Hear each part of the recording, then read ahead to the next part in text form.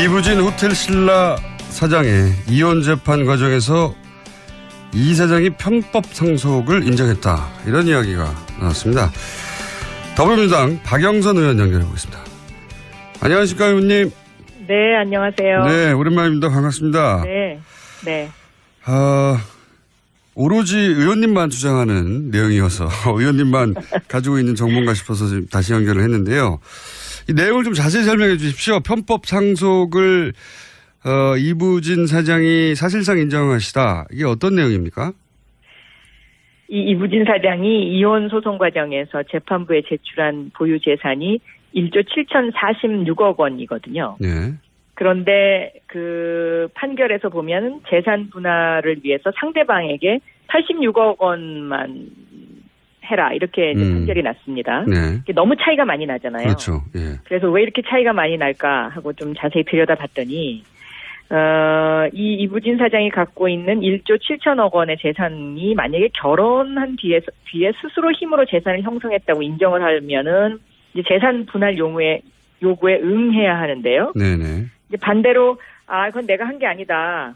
우리 아버지가 했고 삼성그룹의 도움으로 재산을 형성했다. 이제 이렇게 얘기하면 이게 이제 재산 분할을 하지 않아도 되는 이런 상황에 처해진 거죠. 그렇군요. 그러니까 재산의 대부분을 이건희 회장, 아버지인 이건희 회장과 삼성그룹의 도움으로 재산을 형성했다. 이제 네. 이렇게 주장을 지금 하고 있는 것입니다. 그러면 이 재산 형성 과정이 편법 상속이니까 네. 결국은 편법 상속을 스스로 자인한 셈이 됐다. 이제 이렇게 알겠습니다. 분석이 가능한 것입니다. 그러니까 네. 이제 자신의 노력 없이 자신의 의사와 무관하게 재산이 만들어진 것이고 그것은 편법 증여를 통해서 만들어진 거다. 요약하면. 그렇습니다. 네. 그렇게 말해야지 재산을 안 뺏기니까. 네. 그러니까 자기 재산을 뺏겨야 되는 상황이 오니까 편법 상속을 사실상 인정을 한 것, 이것이 과연 경제정의, 사회정의에 부합하느냐 이 관점에서 출발을 하는 것입니다. 예. 그래서 이제 의원님 여기서 한 발 더 나가서 그렇게 편법 혹은 불법을 통해서 자산을 취득한 거라면 그렇게 인정한 것으로 보이는데 그런 거라면 그러면 소위 이제 이재용법으로 환수할 수 있다 이렇게 말씀하시는 거죠? 그렇습니다. 이 불법이익 환수법을 좀 설명해 주십시오. 그러면 이 불법이익 환수법을 이제 이미 제가 제출을 했는데요. 예. 이 법안은 범죄 행위를 통해서 취득을 하거나 아니면 범죄 행위를 통해서 제3자가 취득을 하게 돼서 그 불법 이익이 50억 원 이상이 넘게 되면 국가가 민사적 절차를 통해서 국고로 환수할 수 있도록 하는 법입니다. 그러니까 그동안의 형사적 절차를 통해서는 대법원에서 뭐 이것이 뭐 해당되지 않는다는 등 여러 가지 이제 그동안의 사건들이 있었지 않습니까? 네. 그렇기 때문에 제가 이것을 민사적 절차를 통해서 국고로 환수할 수 있도록 그렇게 법안을 발의를 했습니다. 네. 그렇군요. 그러니까 지금 법을 어겨서 그런 재산 증여가 이루어졌고 법을 어겼다는 것은 뭐 불법이니까요. 그야말로. 그렇게 해서 제3자 이 경우에는 이부진 사장이 되겠군요. 예. 그렇습니다. 그러니까 네. 예를 들면요. 1996년도에 예. 이부진 사장이 이건희 회장으로부터 증여받은 자금이 약 16억 원이 됩니다. 네. 그런데 이 16억 원이 지금 약 1조 5천억 원이 됐거든요. 그렇죠. 20년 만에. 네. 근데 이 20년 만에 1조 5천억 원이 되는 그 과정 속에는 에버랜드 전환사채 저가 배정한 것 자체가 이게 지금 이제 편법이고 불법이지 않습니까? 네, 그건 유죄 판결 받았죠, 이미. 예. 네네. 여기에다가 삼성물산 합병, 다시 예. 말하면 최순실 국정농단 사건 지금 최근에 그 뭐 청와대에서 문건도 네네. 나오고 했는데 이 삼성물산 합병과 관련해서 삼성 에버랜드 주식과 제일모직 주식의 이런 어떤 그 주식 액면 분할을 과정을 통해서 이게 이제 더 재산이 늘어나게 되는 이런 상황이라서요. 그렇군요. 이 과정 자체가 편법과 불법으로 불거진 그러한 재산인 거죠. 그래서 최근에 뭐 안민석 의원이 최순실 그 재산 환수를 위해서 지금 동분서주하고 있는데 예. 그 법안과 제가 낸 불법이익 환수법이 같은 맥락상에 있는 법입니다. 그렇군요. 그래서 그런 식으로 중간 과정에 그러니까 16억이 1조 7천억이 되어가는 과정 속에 몇 차례 불법들이 중간에 저질러졌고 네. 그것이 불법으로 얻은 이익이라고 하면 그렇다면 민사소송을 통해서 그 이익을 환수할 수 있다. 된다. 네. 아하. 특히 이 삼성 에버랜드 주식과 제일모직 주식과의 합병 과정에서는 이 합병 비율이 잘못됐다고 네. 이미 여러 지적이 있었고 이게 지금 문제가 되고 있지 않습니까? 네네. 그래서 이러한 어떤 이렇게 불법으로 취득한 이러한 재산을 그냥 사회가 용인해 준다면 앞으로도 계속해서 이런 식의 그 주식 그 합병을 통한 불법적인 행위가 계속될 것이기 때문에 이것은 여기서 단절을 하는 것이 필요하지 않나 저는 그렇게 보고 있습니다. 만약에 지금 말씀하신 불법이익 환수법이 실제 법제화가 되면 이부진 사장 경우에는 어느 정도 환수가 가능할 거라고 예상하십니까? 이부진 회장 경우에는요. 지금 삼성물산과 제일모직 사건을 빼면요. 왜냐하면 네. 그건 아직까지 지금 뭐 이것이 얼마다라고 계산하기가 조금 힘들어서요. 예. 삼성 SDS 주식은 지금 확실한 이 불법 내지 편법이라는 것이 나와 있는 것이기 때문에 현재로서 삼성 SDS 주식 158만 주 약 3천억 원이 환수가 가능한 아주 3천억이요? 최소한 3천억 원이 환수가 가능합니다. 예. 국고 환수가 가능하다 3천억이니. 예. 대단한 액수네요. 입법화가 가능할까요? 이것은 결단의 문제입니다. 그러니까 우리 국회의 법사위 의원들이요. 이 법이 소급 적용에 문제가 있다는 등 이런 이제 여러 가지 핑계를 대서 이 네. 법을 심의조차 하지 않고 있는데 예. 저는 그 심의조차 하지 않고 있는 것 자체가 어떤 그 특정한 재벌의 압력에 굴복하는 것이다라고 저는 그렇게 보고 있습니다. 저는 이런 어떤 불법이익 환수법이 선진국에서도 이런 그 민사적 절차를 통해서 국고로 환수할 수 있도록 이미 통과된 경우가 있기 때문에 이것은 사회 정의와 경제 정의의 가치를 어떻게 생각하느냐에 대한 결단의 문제다라고 저는 보고 있습니다. 알겠습니다. 저희도 이 법안에 대해서 관심을 계속 가지기로 하겠고요. 또 한 가지 또 의원님한테 여쭤보고 싶은 것은 이것도 역시 의원님 발로 나왔던 보도인데 이부진 관련 보도도 의원님 발로 나오고 후속 보도가 없고 이것도 후속 보도가 없어서 의원님한테밖에 여쭤볼 수가 없습니다. 이게 뭐냐면 국세청이 삼성 이재용 부회장의 5천억 해외 비자금을 자진 신고하는 기간을 만들어서 그 기간 동안 5천억에 대한 과태료 등을 면제해 준 거 아니냐라는 의혹을 제기하신 바가 있어요. 근데 이 후속 보도가 전혀 없어서 네. 우선 이 내용을 간략하게 먼저 설명을 해 주십시오. 어떤 내용인지. 이게 뭐냐면요. 이제 2015년도 그러니까 2015년도 9월 달에요. 당시에 최경환 장관과 법무부 장관이 기자회견을 합니다. 예. 그러니까 해외에 신고하지 않은 재산을 신고를 하게 되면 세금도 안 내도 되고 또 그동안의 외국환 거래법 등등 또 조세 포탈 또 국외로의 재산 도피 이런 범죄에 대한 형법상의 문제가 되는 것도 관용을 베풀어 주겠다라는 이런 기자회견을 그러니까 담화문을 발표를 하게 되는데요. 예. 이게 전무후무한 사실이거든요. 저도 이런 물어보니까 전무하다고 하더라고요. 예. 네네. 그래서 이 기간을 2016년 3월 31일까지 6개월간으로 합니다. 예. 이거 자체가 저는 굉장히 좀 이상하다고 생각합니다. 왜냐하면 이 당시가 최순실 사건이 정점에 이르던 그 시점하고 굉장히 유사한 그 시점이거든요. 삼성과 최순실이 이권과 어떤 뇌물을 주고받는 거 아니냐 하는 의혹이 있는 기간이죠. 예. 그래서 상당히 저는 이 부분에 있어서 의혹을 제기할 만한 그런 여러 가지 이유가 있다고 생각하고요. 이 당시에 신고된 신고 액수가 2조 원이 넘습니다. 예. 그런데 국세청이 2조 원이라는 액수를 신고받아 놓고 세금을 부과한 것은 1,500억밖에 되지 않습니다. 그중에서. 네네. 그래서 이 부분은 앞으로도 국회에서 좀 집중적으로 이 부분을 좀 더 세밀하게 다뤄야 되지 않겠나 저는 그렇게 생각하고 있습니다. 저도 관심이 많은데요. 그러니까 요약하면은 지금 이제 그 삼성 이재용 부회장의 재판도 결국은 삼성과 최순실 혹은 박근혜 대통령까지 포함하여 네. 이권을 주고받고 뇌물을 주고받은 거 아니냐 이런 정황에 대한 재판 아니겠습니까?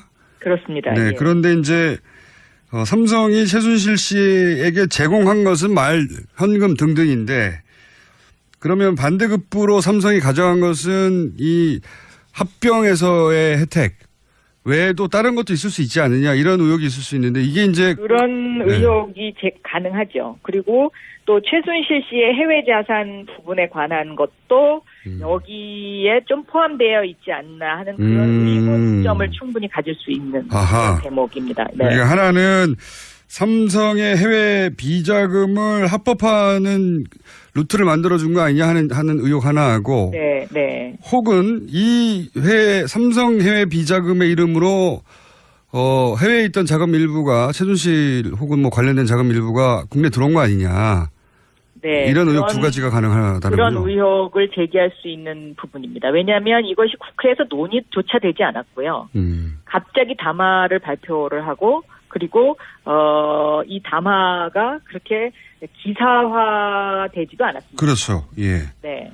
당시 2조 가량 이런 식으로 해서 면책됐다고 하는데 의원님 이 중에 삼성 이재용 부회장의 5천억 해외 비자금이 포함됐다고 하는 이제 어떤 정보 첩보를 받으신 거죠, 의원님은? 네, 누군가가 저한테 그런 정보를 줬습니다. 예. 그런데 이제 후속 보도가 없는 것은 이 사실관계를 국세청이 인정하지 않거나 혹은 뭐 묵묵부답이라는 얘기인가요? 어떻게 됐습니까? 그 이후로? 묵묵부답인 상태입니다. 네. 묵묵부답이다. 아니다라고 말하지도 않고 NCND인가요? 긍정하지도 않고? 그렇습니다. 네. 지금 정권이 바뀌었는데, 청와대 지시로 밝힐 수 있는 사항은 아닙니까? 이게? 궁금하네요. 왜 아직? 저도 그게 궁금합니다. 네.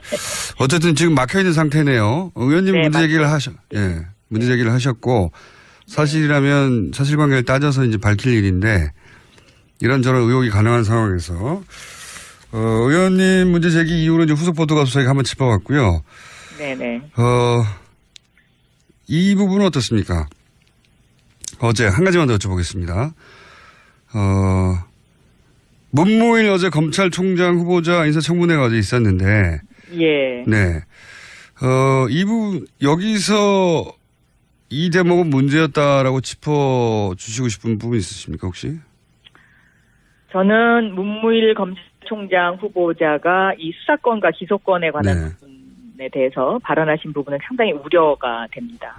그러니까 판사가 재판하지 않고 판결을 선고할 수 없듯이 검사가 수사하지 않고 기소 여부를 결정할 수 없다. 이렇게 이야기를 했는데요. 네.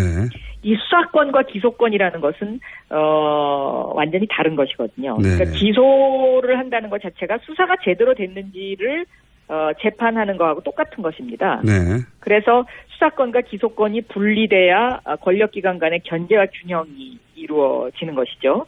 그리고 문재인 대통령의 공약사항에 들어있는 검사의 2차 수사권. 이 2차 수사권이라는 것은 1차적으로 수사가 제대로 됐는지의 여부에서 제대로 되지 않았다고 생각했을 때 발동되는 것이 2차 수사권인데요. 이런 부분에 있어서 문무일 검찰총장 후보자가 검찰 조직의 논리를 그대로 대변했다는 것은 고양이가 계속 생선을 안고 가고 싶어 한다라고 이렇게 비유할 수 있겠습니다. 알겠습니다. 검경 수사권 분리에 대한 검찰총장의 소극적 입장은 문제다. 이렇게 지적하시는 거죠? 그렇습니다. 네. 알겠습니다. 지금 그 문제 제기하신 이부진 호텔신라 사장의 불법 이익환수법 적용 가능성 그리고 이재용 부회장의 5천억 해외 비자금 건은 의원님만 제기하신 문제이기 때문에 저희가 계속 의원님한테 여쭤보겠습니다. 네. 새로운 소식 나오면 저희한테 먼저 연락 주시고요. 네. 더위에 건강 조심하세요. 네, 감사합니다. 네. 의원님. 네. 서울시장 나가십니까? 그런 얘기는 다음 기회에 질문해 주시면 감사하겠습니다. 알겠습니다. 네. 감사합니다. 예. 박영선 의원이었습니다. 안 나가신다는 말씀 안 하시네요. 그것을 민사적 절차를 통해서 국고로 환수할 수 있도록 그렇게 법안을 발의를 했습니다. 네. 그렇군요. 그러니까 지금 법을 어겨서 그런 재산 증여가 이루어졌고 법을 어겼다는 것은 뭐 불법이니까요. 그야말로. 그렇게 해서 제3자 이 경우에는 이부진 사장이 되겠군요. 예. 그렇습니다. 그러니까 예. 예를 들면요. 1996년도에 예. 이부진 사장이 이건희 회장으로부터 증여받은 자금이 약 16억 원이 됩니다. 네. 그런데 이 16억 원이 지금 약 1조 5천억 원이 됐거든요. 그렇죠. 20년 만에. 네. 근데 이 20년 만에 1조 5천억 원이 되는 그 과정 속에는 에버랜드 전환사채 저가 네네. 배정한 것 자체가 이게 지금 이제 편법이고 불법이지 네, 않습니까? 그건 유죄 판결 받았죠. 재산 분할을 위해서 상대방에게 86억 원만 해라 이렇게 이제 판결이 났습니다. 네. 이게 너무 차이가 많이 나잖아요. 그렇죠. 예. 그래서 왜 이렇게 차이가 많이 날까 하고 좀 자세히 들여다봤더니 이 이부진 사장이 갖고 있는 1조 7천억 원의 재산이 만약에 결혼한 뒤에 스스로 힘으로 재산을 형성했다고 인정을 하면은 이제 재산 분할 요구에 응해야 하는데요. 네네. 이제 반대로 그건 내가 한 게 아니다. 우리 아버지가 했고 삼성그룹의 도움으로 재산을 형성했다. 이제 이렇게 얘기하면 이게 이제 재산 분할을 하지 않아도 되는 이런 상황에 처해진 거죠. 그렇군요. 그러니까 재산의 대부분을 이건희 회장, 아버지인 이건희 회장과 삼성그룹의 도움으로 재산을 형성했다. 혹은 불법을 통해서 자산을 취득한 거라면 그렇게 인정한 것으로 보이는데 그런 거라면 그러면 소위 이제 이재용법으로 환수할 수 있다 이렇게 말씀하시는 거죠? 그렇습니다. 이 불법이익 환수법을 좀 설명해 주십시오. 그러면. 이 불법이익 환수법을 이제 이미 제가 제출을 했는데요. 예. 이 법안은 범죄 행위를 통해서 취득을 하거나 아니면 범죄 행위를 통해서 제3자가 취득을 하게 돼서 그 불법 이익이 50억 원 이상이 넘게 되면 국가가 민사적 절차를 통해서 국고로 환수할 수 있도록 하는 법입니다. 그러니까 그동안의 형사적 절차를 통해서는 대법원에서 뭐 이것이 뭐 해당되지 않는다는 등 여러 가지 이제 그동안의 사건들이 있었지 않습니까? 네. 그렇기 때문에 제가 이부진 호텔 신라 사장의 이혼 재판 과정에서 이 사장이 편법 상속을 인정했다. 이런 이야기가 나왔습니다. 더불어민주당 박영선 의원 연결해 보겠습니다. 안녕하십니까, 의원님. 네, 안녕하세요. 네, 오랜만입니다. 반갑습니다. 네, 네. 오로지 의원님만 주장하는 내용이어서 의원님만 가지고 있는 정보인가 싶어서 지금 다시 연결을 했는데요. 이 내용을 좀 자세히 설명해 주십시오. 편법 상속을 이부진 사장이 사실상 인정하시다. 이게 어떤 내용입니까? 이부진 사장이 이혼 소송 과정에서 재판부에 제출한 보유 재산이 1조 7,046억 원이거든요. 네. 그런데 그 판결에서 보면은 됐다. 이제 네. 이렇게 주장을 지금 하고 있는 것입니다. 그러면 이 재산 형성 과정이 편법 상속이니까 네. 결국은 편법 상속을 스스로 자인한 셈이 됐다. 이제 이렇게 알겠습니다. 분석이 가능한 것입니다. 그러니까 네. 이제 자신의 노력 없이 자신의 의사와 무관하게 재산이 만들어진 것이고 그것은 편법 증여를 통해서 만들어진 거다. 요약하면. 그렇습니다. 네. 그렇게 말해야지 재산을 안 뺏기니까. 네. 그러니까 자기 재산을 뺏겨야 되는 상황이 오니까 편법 상속을 사실상 인정을 한 것, 이것이 과연 경제정의, 사회정의에 부합하느냐 이 관점에서 출발을 하는 것입니다. 예. 그래서 이제 의원님 여기서 한 발 더 나가서 그렇게 편법